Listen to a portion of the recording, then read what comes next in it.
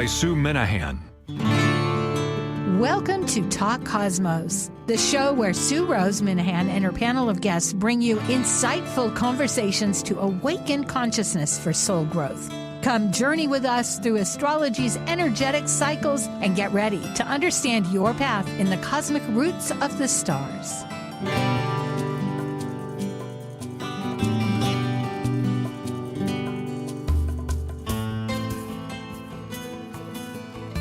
Cosmos, and today is July 21st. We're going into Leo, and we have big news. We have big news, as everybody's heard, that there's a big shift for the Democratic Party leading up. And isn't this appropriate? We have this wonderful new panel, brand new spanking panel, that is US Global Currents, Astrological Perspective. And we're going to be covering the Republican convention today, next month, the Democratic convention. And that's the big news because, as we know, and I ought to have all our panelists here, but I will identify for those that don't know, that Biden has gracefully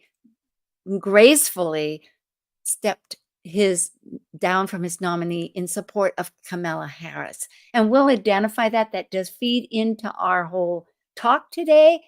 However, we will be concentrating on Trump and Vance. So thank you, everybody, for attending. Stay tuned. This is a hot subject, and we're quite excited to just be able to transmit the astrology of it. This is time. We are now ready for U.S. Global Currents.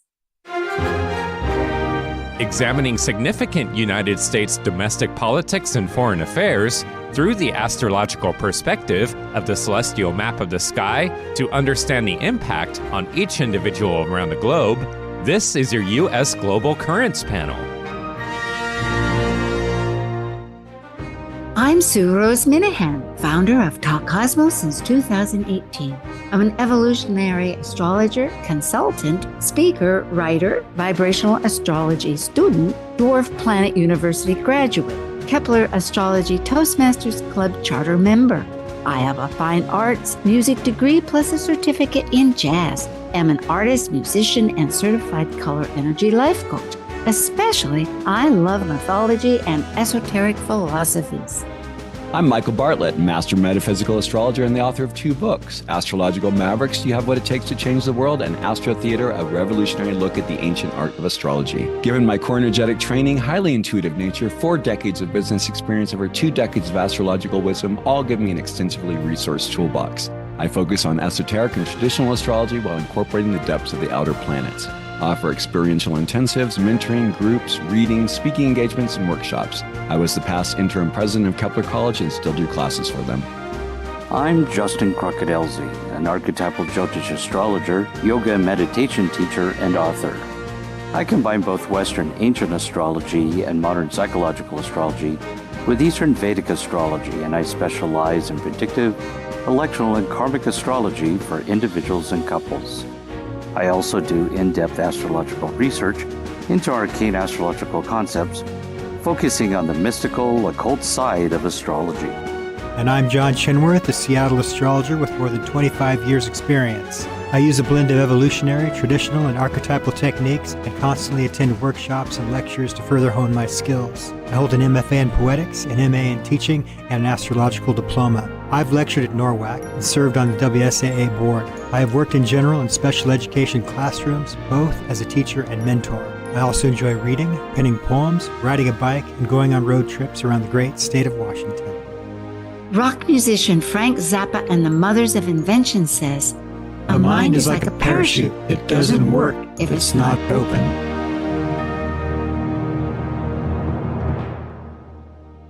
Well, hot diggity. Yes, hot diggity is right. That's quite an American phrase. I love this. Is exciting. And we have here all of our panelists, including Robert J. Passetti. And here I'm going to scroll through these, which you can look at later. But Robert is a professional consulting astrologer. He's a visionary behind Deep Earth Astrology, and he specializes in vibrational and psychological techniques. And he infuses his deep connection to nature spirituality with his title of being the Grand Pandragon in the Ancient Order of Druids in America. He is the director of Magus Gathering in Gore, Virginia. You'll have to tell us when that is, Michael. Not Michael, Rob. And he is creating a Deep Earth Astrology Tarot, which is going to come out next year. Rob, we're so glad to have you too. Thank you guys for having me. What a great panel. This is going to be awesome. Yes, indeed. So here we are. Maybe I will mention that maybe we should speak a moment about President Biden here, because it is happening. And it really does fall exactly into this theme because of the fact that we were inspired after our USA Chiron Return program in April 21st. That coincided. It happened to be at 20 degrees Aries, our natal Chiron, and with the Jupiter-Uranus conjunction in Taurus within 45 minutes. And the second one will be just after the presidential election and then following one after the election in February. So there were themes. Well, Chiron is a healer, and it joins our spiritual with the material because the fact that it crosses like a bridge between inner and outer planets, Saturn and Uranus. And pardon me for always bringing up the word and. I'm realizing I do this. But Chiron, remember, is about identity. Do I belong? Who belongs? This is a constant theme in the United States, and this was our whole program from Chiron in April 21st. Amazingly, not only does we consistently, throughout the 4 times that we have had past ones, struggled with that factor of our own identity, but the struggle with cultural or national first, but most essentially presidential issues, elections, contested deaths, births, and resignations. Shall we speak? Who wants to start? Justin. I was waiting for Michael or Robert or John. Okay. Well, no, I think you pointed out something very important here that, who would have thought when we talked about this earlier this year that we were going to see an assassination attempt and then a resignation. So I think it just backs up what we were talking about as one of those themes, And we have to understand, Biden is a Scorpio and his Pluto is in Leo. This was an extraordinarily difficult decision for him to make. Obviously, a lot of pressure was being placed on him to make this decision. But just thinking of, how difficult it was for him. Absolutely. I kept thinking of that being a fixed sign. And the fact that when you are a Scorpio, you merge. That's part of your whole theme in life. And he has always put the United States first. So he really is once again. And it's amazing about illnesses. I know I had Alan Clay on, and Sedna has just entered Gemini, and which is a very abstract energy for us to identify with. However, he brought up the fact that through illnesses, there would be many changes. And I had to struggle with that. However, illness really, in the metaphysical terms, is dis-ease, something that is struggling with the core of our being that isn't synonymous with our well-being, and therefore we create.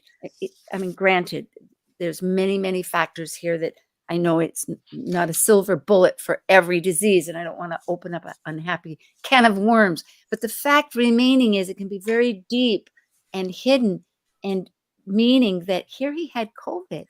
I thought nothing happens at random. It really gave him time to sit back and think and listen.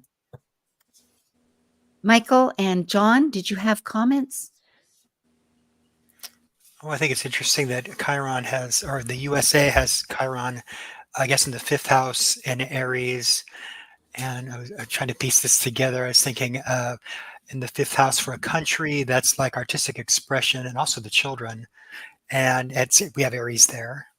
which we're always looking for the hot new thing, the new exciting thing, how to express ourselves. But with Chiron there, how we express ourselves to heal might be a part of our a national makeup. Does that make any sense? Oh, I love it because I our always North try to Node weave is that in in. Like, what does that our mean North. for Our Americans? North Node is in Leo. It's 6 degrees. Our South Node is in Aquarius. Yes. Michael, did you have a comment? Thank you, No, John. I completely agree with what everyone else is saying. It's just kind of an interesting S show to be sitting curbside to be watching as things kind of go on. And I don't know, for me, the first hit that I had when I saw the attempted assassination was that it was completely staged. There was just something that was just so oddly choreographed as I witnessed it the first time. Just, the fact of him looking at his ear first rather than ducking. The way the Secret Service gathered around him and did this kind of almost Martha Graham like protection covering, as opposed to the guys who were wearing all the riot gear. Why weren't they surrounding him? Because they would actually be able to protect him. It's just a couple of really odd. There have been and many. I'm not a conspiratorial person. No, I know. And I will say, because this isn't quite the focus, and I realize, Right. but one has to address what is happening as a pulse. And I will say that my Right. husband, being a veteran in combat, had a lot of commentary to make about that too. That's nonstop. So we can have conversations. He really has his thoughts, which is mind-boggling because it was pretty disastrous.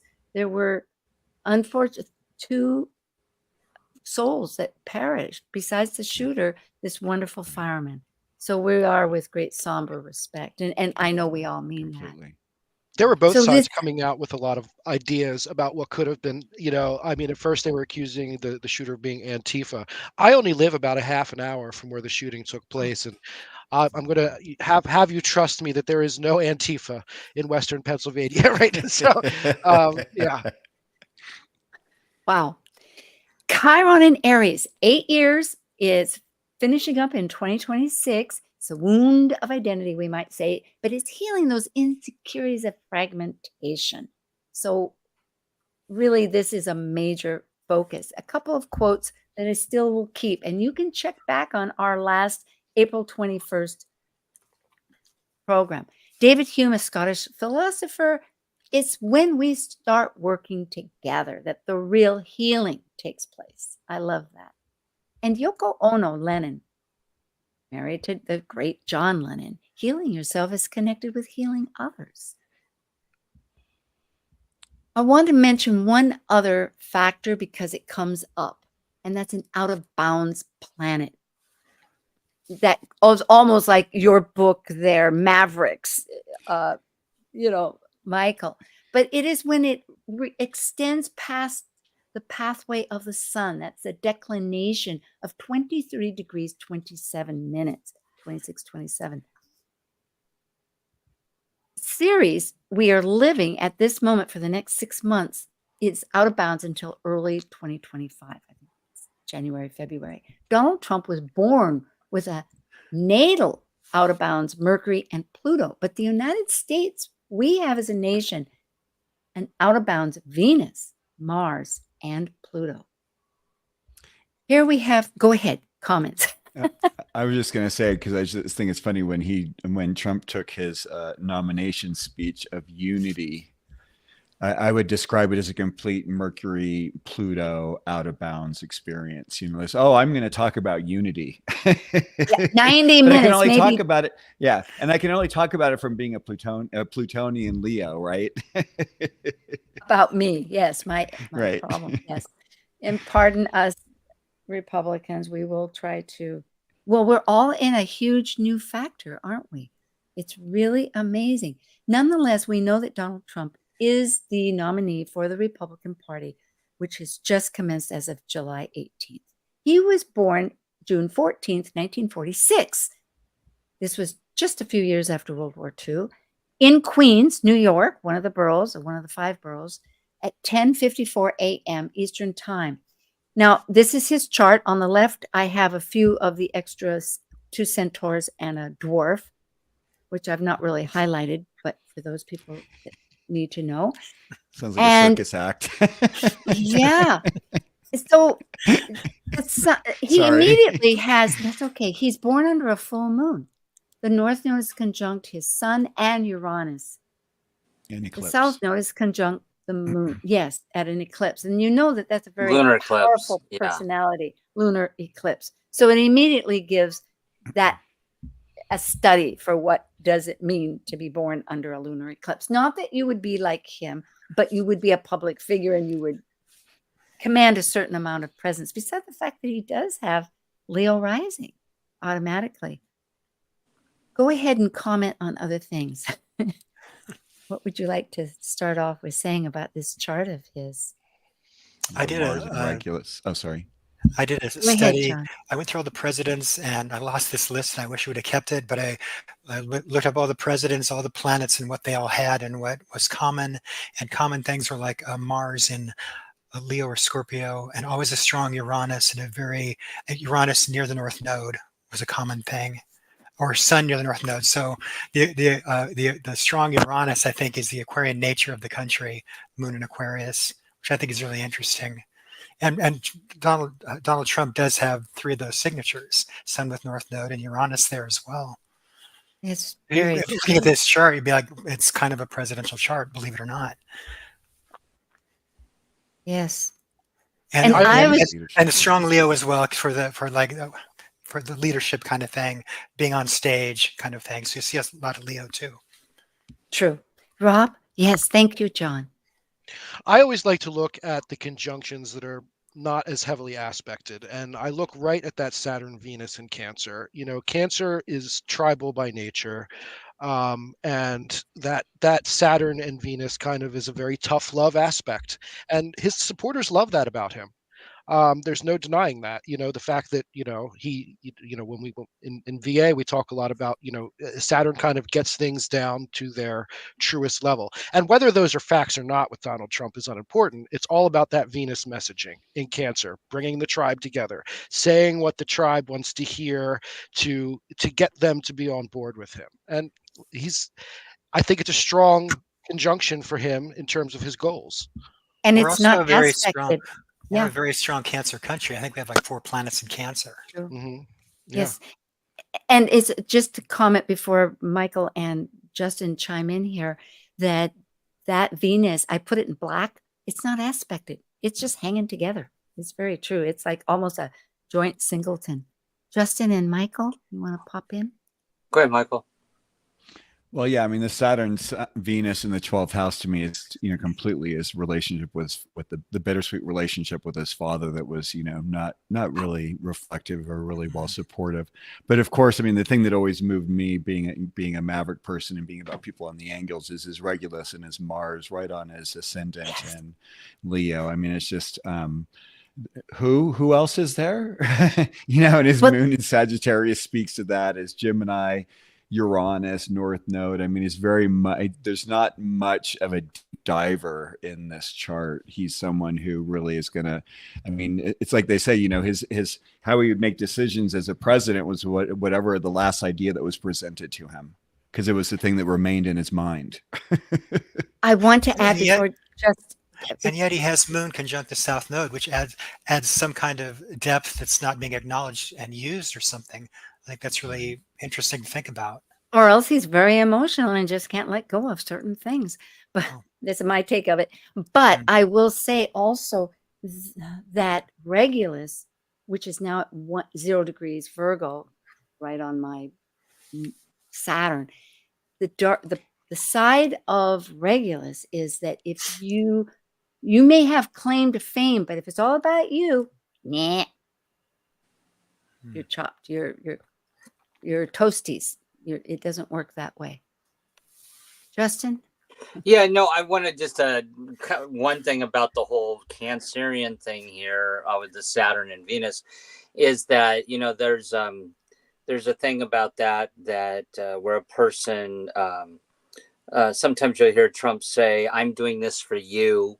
So there's this Cancerian manipulation with emotions with the family and sacrifice and everything else there. So there's a darker side to that. And I might note, we'll talk about it a little bit later. I don't want to forget this point, though, because I had written it down, was that in the composite chart between him and Vance, there's a Saturn-Pluto conjunction in Cancer. Okay, well, let's look at Vance then. Can I say one other thing? Yes, yes. Sorry. That's okay. The thing that jumped always out to me with Trump's chart was the conjunction between the Chiron and Jupiter and Juno there, because that's the wound of relationships within the collective, and that's his wound. And of course, we know that's being transited this year by the lunar south node. So he's that's always going to be a big issue with him ultimately. Okay, thank you. We are now looking at J.D. Vance. He was born August 2nd, 1984. He's 39 years old. He happens to be the youngest in this century elected, or not elected, well, as a nominee, but he's about the second or third youngest if we look overall of the senators. It was 6:34 a.m. Eastern Time. He was born in Middletown, Ohio. What stands out to me, I'll just start off, is that moon is a singleton. He is a rogue moon person, and his moon is in Libra. So I wonder if he projects a lot, if it doesn't have anybody talking to that moon, not as a major. The moon is always going to be in relationship with vibrational astrology. We know that it's very dynamic, but just on the Ptolemy aspects, and even it's not aspected. I think one of the most important things we have to start off with this chart is that we don't actually have a very precise birth time for it. So that sun conjunct ascendant, take that with a grain of salt, because to me that's always kind of a sign of authenticity, and that's not something I see in the rest of the chart. Right. Good well, point. I think they were just doing that because it was a rectification factor using it, just the sun. Sure. The thing that jumps out to me in this chart is the Chiron on the south node, and how it's opposing Uranus, because we know that Uranus is a higher vibration planet with communication. North node, not south node. North node. I'm sorry, north node. Yeah, right. That's okay. North node.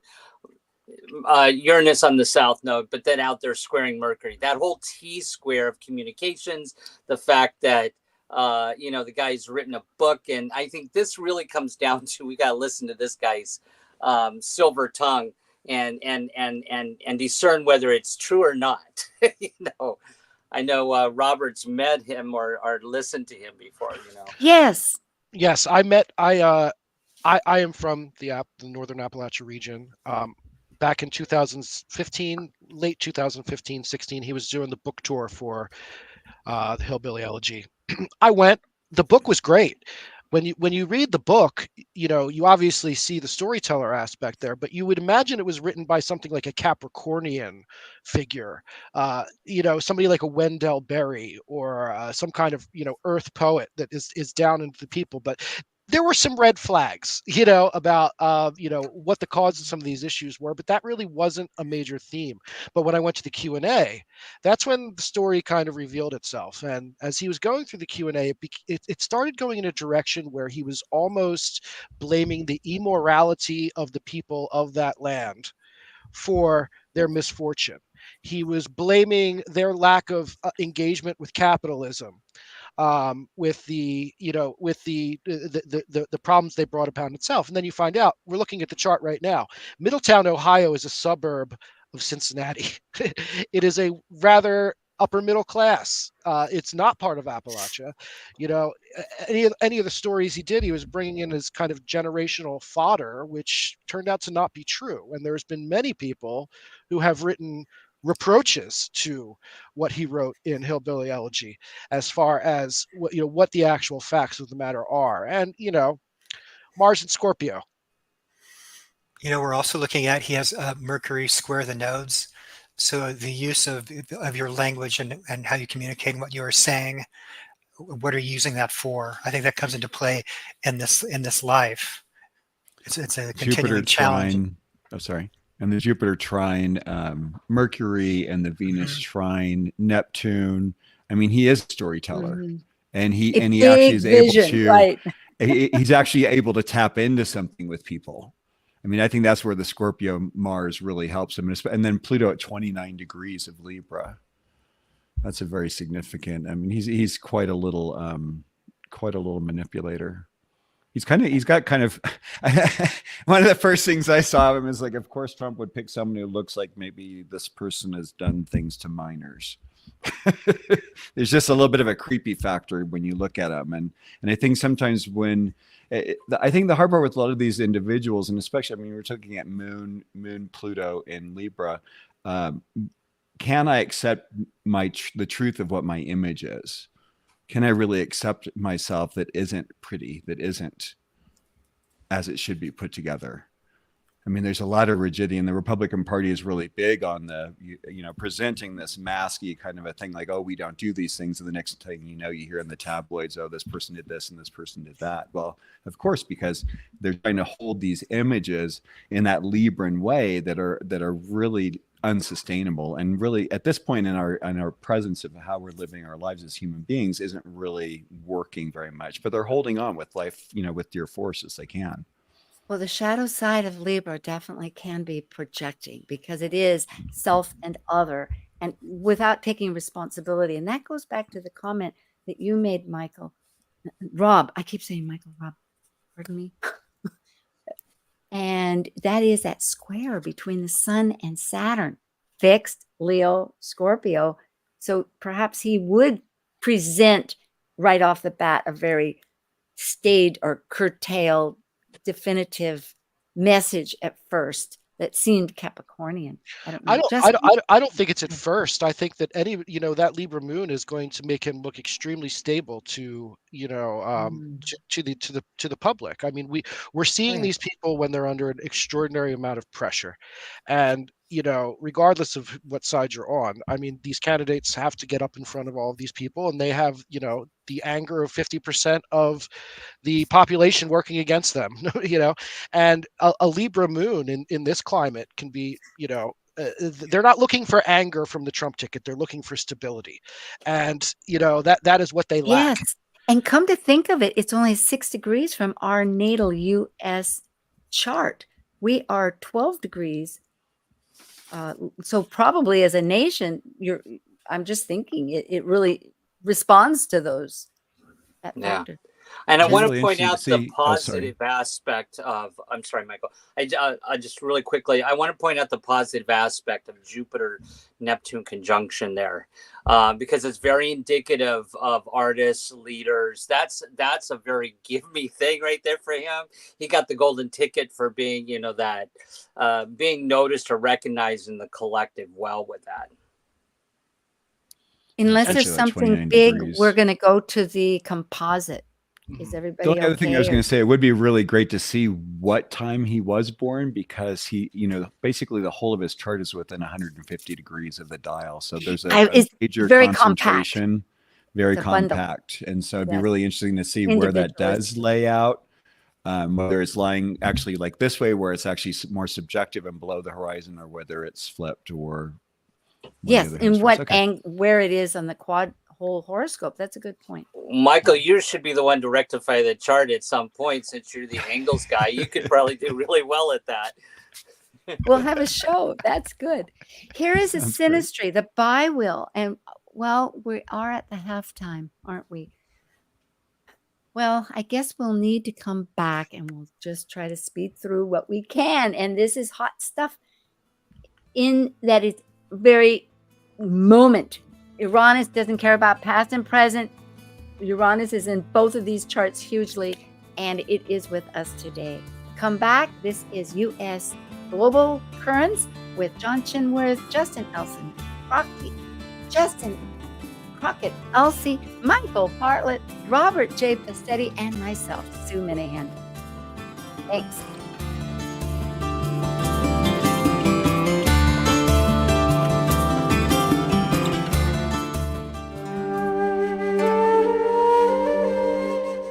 While we take a break from this week's edition of Talk Cosmos, let's take a look at this cycle's archetype. Currently, we are in the period of Cancer. By leaving a cycle based on connecting mental communication to the external, the energy of Cancer involves emotions, which create our personal story through our emotional associations and attachments. As a cardinal water sign that is nurturing, Cancer needs to process emotions in one's own internal rhythm of cycles in order to complete an evolution.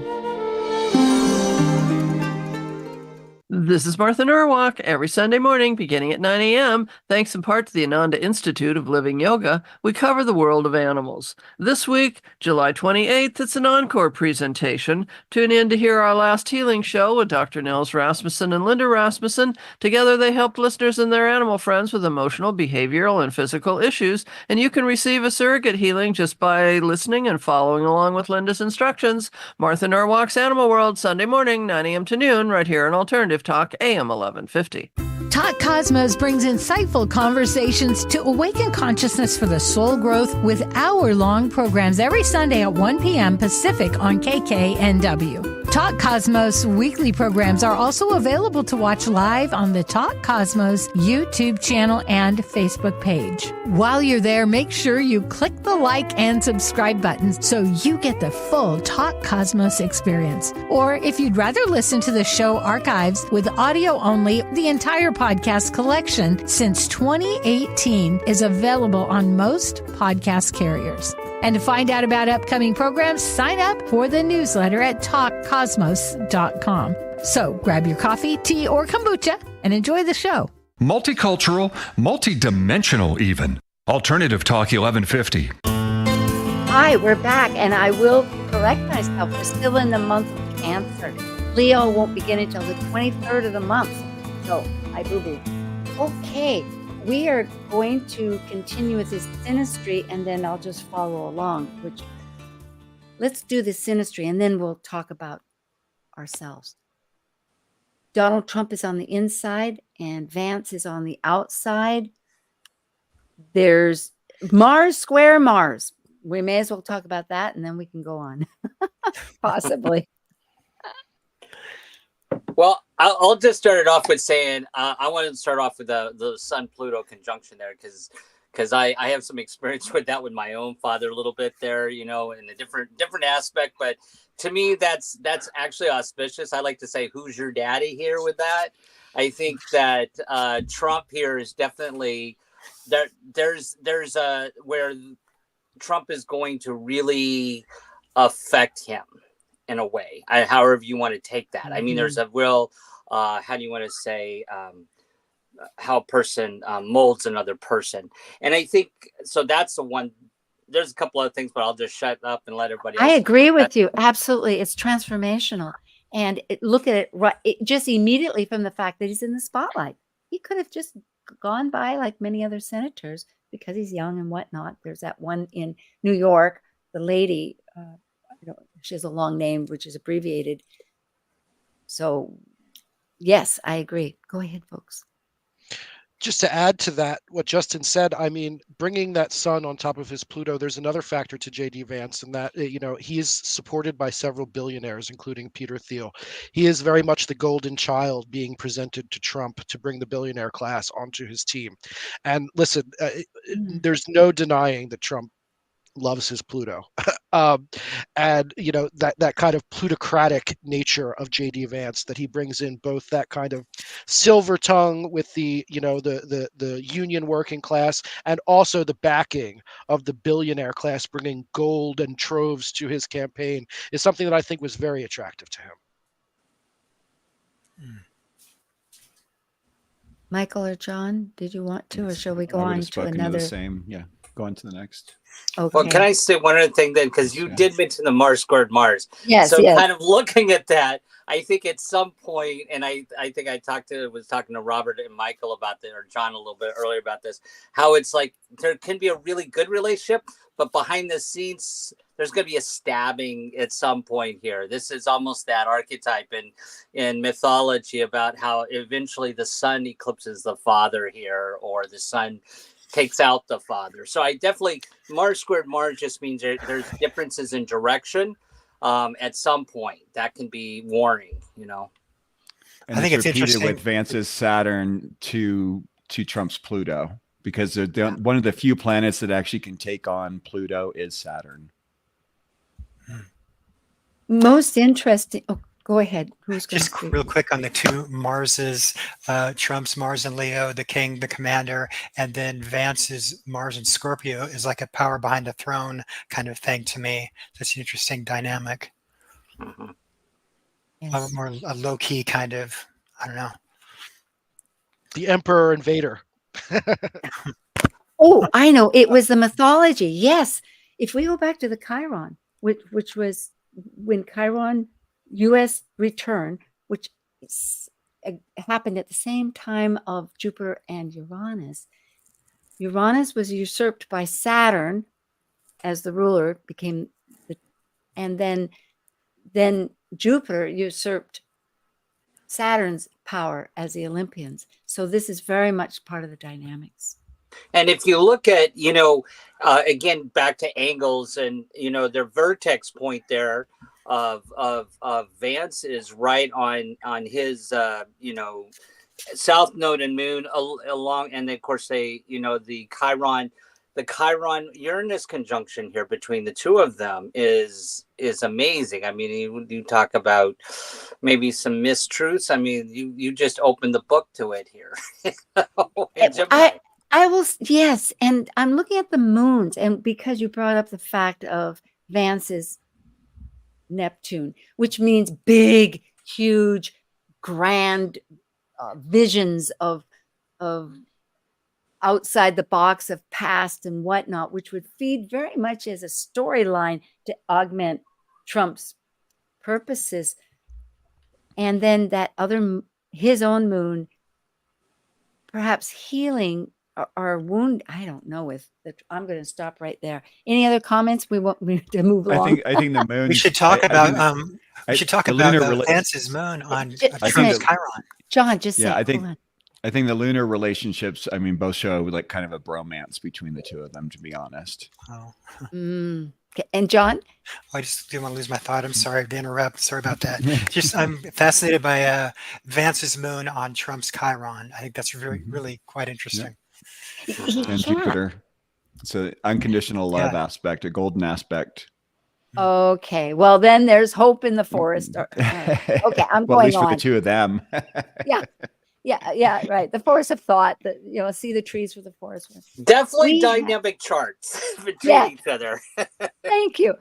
So here we have the Davidson with Donald Trump and the United States. Well, look at this.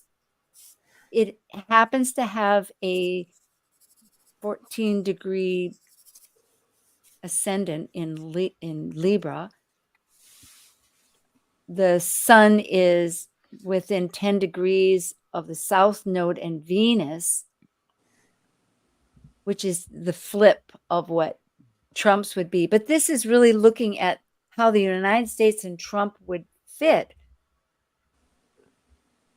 We have the south node being in Cancer is very tribal, and it is the whole storybook of apple pie and etc. Well, Sue, I know you're kind of big on Eris, and I'm just curious what you would think about that Chiron-Eris conjunction there. Well, Eris is inclusion and exclusion, both sides. She was excluded, so she brought herself forward, meaning it's about being inclusive of everybody. And you might say in Chiron, that's where we're wounded, and we need to shift our focus from our personal little wound. Perhaps he feels he wasn't included in XYZ with his dad, even though his dad gave him so much money. It's hard to know that, but it's in the 5th house. So therefore, I would say that when we heal our Chiron, it's when we begin to realize that our wound can be in service to others. So perhaps that's what he meant to say when he said, let's have unity, although hadn't had time to really integrate perhaps into his whole soul, I would say, because most of his 93-minute intro nominee talk was not all about unity. It was really slamming Pelosi and a lot of And just Biden and others. from a pure synastry standpoint, we're talking about Donald Trump's relationship with the United States of America. If I was giving a synastry consultation to somebody, I don't know how far I would tell them to go with a vertex conjunct Pluto. Okay, that could definitely be a very destroying factor. Yeah, that's true. Yeah, and with the Juno there, that's the relationships, really destroying the structure relationships there. And the relationship with our land. I will take you and I will feed you and take care of you, but I might be poisoning you along the way. Little arsenic. No, dear. Okay. Well, and that could It's only kind of bitter represent. almonds. It's only bitter almonds. That could represent how he wants to pull the U.S. out of NATO. Just kind of destroy those relationships. I think that's a good astuteness with that Pluto. Even more close to home. Established loyalties, yeah. Yeah, a big theme of Project 2025 and his policies is selling off a lot of public land. I mean, that's definitely seen there. Yep. Yeah. Definitely. Okay. The next one. Oh, these are our contestants, or not contestants. Wait, where's my buzzer? Where's my buzzer? I'm missing my buzzer. I don't have Mercury retrograde for nothing in Gemini. Thank you. Oh my goodness. The panelists with the real panelists stand up.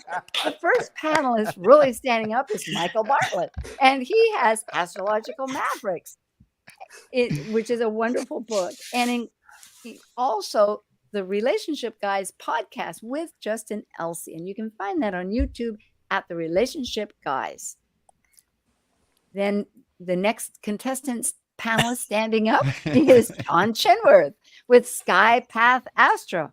And he is a lecturer. He spoke at NORWAC and the San Francisco Astrology Group. Society, I forget what they're called. Yes, indeed. We have Justin Crockett Elzie standing up, and he is an archetypal Yodish astrologer, consultant, workshop teacher, author, and he has on Instagram a monthly Mars forecast, a weekly lunar forecast, and Ask the Astrologer series, besides the fact that he's also with Michael on this new Relationship Guys. Both Justin and I are on Liz Mouchette's new program. I'm on the Star Sisters Talk Over Tea episodes. What happened to... I didn't put in deep earth astrology before I go on here. That's okay. I'm here. I'm just a guest. We're all good. Tell us what it's you have coming up. deepearthastrology.com. We're working on integrating a lot of the tenets of astrology into the nature philosophy. We got a good team, and we're putting out the tarot deck in 2025. We're really excited about that. You can sign up for the mailing list at deepearthastrology.com. Oh boy, I'm on it. I'll get there. Back to our convention. And did I miss something pertinent that somebody wants to spout out that's starting up? Do you have any, Michael? Do you have a lecture or talk somewhere? Okay. Besides the wonderful YouTube and etc. Realism, this is John Fisk, is not a matter of any fidelity to an empirical reality, but of the discursive conventions by which and for which a sense of reality is constructed. So it is what we put our attention to, isn't it? That brings up the focus. And we are talking about this convention that just passed. We looked at this.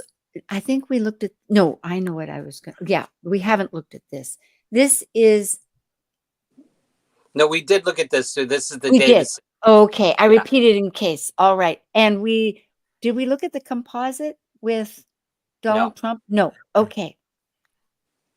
Here is a composite. We only between the two candidates for the Republican Party. Ah, boy. I suppose, what is it? It is this Uranus Juno there in the second house in Virgo in their composite chart that is square in an action-oriented toggle between the south node of the big opinionated ideas and the north node of communicating them. to the groups. One of the most interesting things about this chart, in my opinion, is that we bring Mercury, Venus, and Chiron together in the 12th house. This we would, sometimes we might see this as okay for a relationship. This is a negative thing, but as far as what JD Vance's role is going to be in their relationship, it's going to be to add a level of sophistication to Trump's sloppy messaging. It's bringing beauty to words, and they're going to speak to the plight of the individual and their wound. And they're not looking to get female suburban voters at this point. Okay. They're looking to speak to the people that are wounded in this country, that feel like they have been slighted by the elite, and gather them and speak to the collective unconscious in that matter. And I think that bringing that Venus, especially in Leo, that Venus, that Mercury, and that Chiron together is going to be very potent, especially since the sun is in Cancer. Okay. It's the country's Cancer. And we talked about how powerful that idea of tribalism was before. So I think that's a very important house for this composite. Yeah, I agree. And the thing that jumped out to me, this chart, I was thinking back to a prior show we did where we looked at I forget what it was on Astrojam. At some point we looked at the guy that was known as Dracula, the Impaler. Because what jumped out to me in this chart that had some semblance was all this Virgo there. You got this Saturn-Pluto conjunction in Virgo with this Uranus. This, if Pence was like, didn't get anything done, this is a hardworking thing. This is the dictator aspect here. This is where this is change right there. If it comes about, that's the drive right there. I think that's pretty important. And then you look at Neptune, Moon, and Jupiter, that always expands everything. So Neptune is the big visions of just the what's greater than life, and the Moon is the past. So this is again, make America great, and right in our 4th house.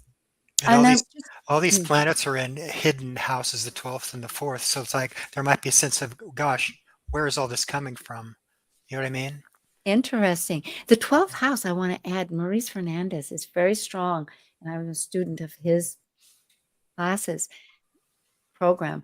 And that is that the 12th house holds a real claim to fame potentiality because it is the collective, and it is that message. So if they can address, this wouldn't be 100%. We already know we're 50%. But the fact that it's true, Rob, that you bring up too, that Trump isn't interested in the ladies sitting in the back. They're already going to be voting. He's looking at those undecided people and the ones that don't vote to tip the scales.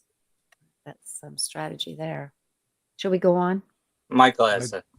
Oh, go ahead. I think the other thing is it's another highly concentrated chart, and to mirror what Justin said as far as all that Virgo, we're talking also Leo and Scorpio. So this is a real focused intensity, I would say a real set agenda that they will make things happen. So this is like something that there's just, I think it'd be that they will actually accomplish a lot, and especially as what Robert said about what they bring to the table, what Vance brings to the table now to add to what Trump really actually needs. Thank you. I hope everybody can see this appropriately. This is a tri-wheel. On the inside, we have the United States. July 4th, 1776, that's our Declaration of Independence. At 5:10 p.m., that's a Sibley chart in Philadelphia. That was the capital at the time. In the middle is that Davidson chart now between Trump and Vance. That's different than the composite. That for folks to know, that's where it's actually got a time and a location. We can progress it. We can do anything with a Davidson chart. On the outer is the shooting that happened in Butler, Pennsylvania at 6:11 p.m. on July 13th, just a week ago, I think. Yes. So it's been a fast track, hasn't it? It really is that chironic, as we all brought up, and that with the presidential changes, with this shooting, whether it's however it was presented, it is a reality. Unfortunately, 2 people passed. And now we have, as a result, too, from the debate, which wasn't much of a debate in my mind. Anyway, we have Trump, but we have, thank someone help me here, Biden stepping down in lieu of the great Kamala Harris. So I'll start here if I may. So Please. what really kind of jumped me out initially here was went right into the Saturns in the outer of the July 13th shooting. You know, we've got Saturn Nessus right there in Pisces, and that Trump, third house. and the Trump and Davidson, Trump and Vance's Davidson chart is right there with that same Saturn in Pisces with the Chiron. So that was something that really jumped out with me there on that one. Tell us more, Justin, because I know you do speak about Nessus, who is a centaur, half man, half human, horse, like Chiron. And well, that it relates to abuse or boundaries here, and so we see here that this is a time when people need to set more boundaries, but there's obviously a boundary that's been crossed here with this assassination attempt, and it's a wound. We got Chiron right there, and I think they're going to use that because with the Saturn. Oh yes, I see. Yes, okay, thank you. Mars, the U.S. natal Mars in the 7th house, they're at 21 degrees Gemini, which is always a huge trigger for the United States in many ways with our political, it's action. Thank you. Mars is action. It's going to assert itself one way or the other. And it is conjunct the Republican nominees, Jupiter, of ideology, of belief systems, of righteousness, of religion. Yeah. You also have the in the shooting chart, you have the Mars in Taurus, definitely, of the body, opposite the Scorpio moon in the Davison chart. Talk about Mars adding fire to the absolution of Trump to kind of move forward with all of this, putting the fist up in the air after it happened, like I am here forever, it's just, a Scorpio moon can be a very potent thing as far as commitment and dedication and absolution to a cause. And that Mars opposition there in Taurus is very speaking to that. And that 6th, 12th house, folks. Yeah, and to support what you're saying, Rob, look at the Mercuries there. They're both in Leo between the shooting and the Davidson chart. They're both in, the Mercuries are conjunct synastry there. That messaging is like, okay, now we're here. Now this is what we needed, Yeah. Quite literally. Interestingly, that's why it just seems a little so staged. And then the sun's there as well. Sorry, Sue. No, that's okay. The Mars, look at Mars in the 10th house at the MC there in their Davidson chart. It's right there at the MC. Right. And who was in it? Someone's head was hit, right? Yeah. I always find the MC Mars combination tends to be someone losing their head or an attempt at someone's head. We can continue talking, but I see that our great navigator, Nate, our sound and producer here with the KKNW, has prompted us forward. And just to mention that Michael Bartlett, you can find him at Core Michael, Justin at his name, Justin Crockett Elzie, John at Skypath Astro, Rob at Deep Earth Astrology, and myself at Talk Cosmos. We thank you so much, everybody, for signing up with our newsletters, because progressively next year, the schedule won't be so rote. I'm going to talk about how we're going to have to adjust different things, but we have a whole potpourri of great shows, and I just hope that the United States and the globe really find stability in however you can. The news can be very disconcerting, but if you do take this time, it's still in Cancer, to nurture yourself before we present our new thoughts of dreams we can find that moment of peace that we can then be strong forward. Any comments? Blessings to all. And thank you so much. We're excited to be here to serve it. Thank you for joining an insightful conversation on Talk Cosmos, the show where Sue Rose Minahan and her panel of guests awaken consciousness by connecting soul growth patterns with astrology's energetic cycles. Be sure to tune in next Sunday, 1 p.m. Pacific Time, to continue your journey through the roots of the cosmic pathway.